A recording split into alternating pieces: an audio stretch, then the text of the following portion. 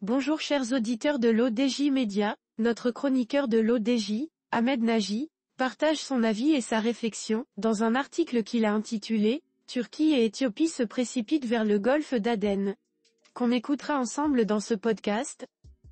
Notre journaliste débute son article de la manière suivante.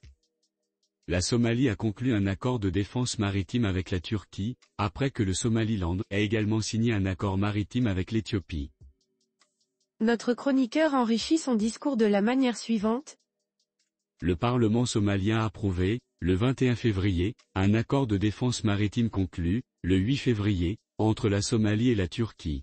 Dans le cadre de cet accord de défense, d'une durée de 10 ans, la Turquie, membre de l'OTAN et proche allié de la Somalie, aidera à défendre le long littoral somalien et à reconstruire les forces navales de ce pays instable de la Corne de l'Afrique, a indiqué le président somalien, Hassan Sheikh Mohamud. Cet accord intervient en réaction à un autre accord, signé le 1er janvier, entre le Somaliland et l'Éthiopie, qui confère à cette dernière le libre accès à une bande côtière de 20 km donnant sur le golfe d'Aden pour 50 ans. L'Éthiopie est un pays enclavé, depuis que la guerre entre l'Éthiopie et l'Érythrée a débouché sur l'indépendance de cette dernière, en 1993. En échange de la présence militaire éthiopienne au Somaliland, Addis Abeba reconnaît cette république qui a fait sécession de la Somalie, en 1991. Jusqu'alors, aucun État au monde ne reconnaissait le Somaliland. Le golfe d'Aden saturé, la Somalie a, inévitablement, dénoncé cet accord, qui entérine la partition de la Somalie. Comme des officiers éthiopiens se sont déjà rendus au Somaliland pour mettre en œuvre l'accord conclu, Mogadiscio s'est dépêché de s'allier à Ankara, afin d'empêcher un tel scénario. Les relations de coopération militaire entre la Somalie et la Turquie ne sont pas nouvelles. Cette dernière dispose déjà d'une base militaire en Somalie, le camp Turksom, construit en 2017. C'est la plus grande installation militaire turque outre-mer. De toute évidence, il n'y a pas assez de place sur le littoral ouest du golfe d'Aden, pour l'Éthiopie et la Turquie. Comme la marine turque est déjà présente sur place, dans le cadre de la lutte contre les pirates somaliens, qui ont particulièrement sévi de 2005 à 2014, il est peu probable que l'Éthiopie parvienne à se frayer un chemin vers le golfe d'Aden.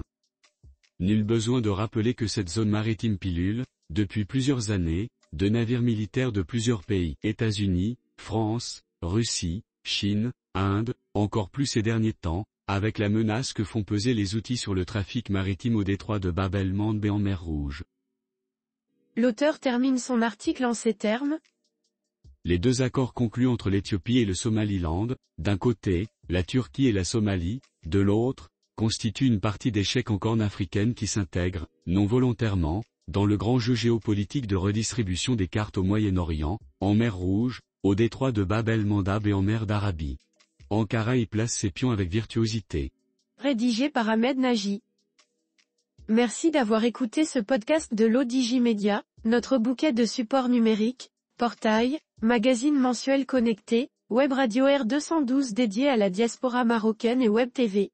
N'oubliez pas de télécharger notre application l'ODJ Mobile sur Play Store et de vous abonner à notre chaîne YouTube l'ODJ TV. Alors, on se dit au prochain podcast de nos chroniqueurs de l'ODJ, et à très bientôt.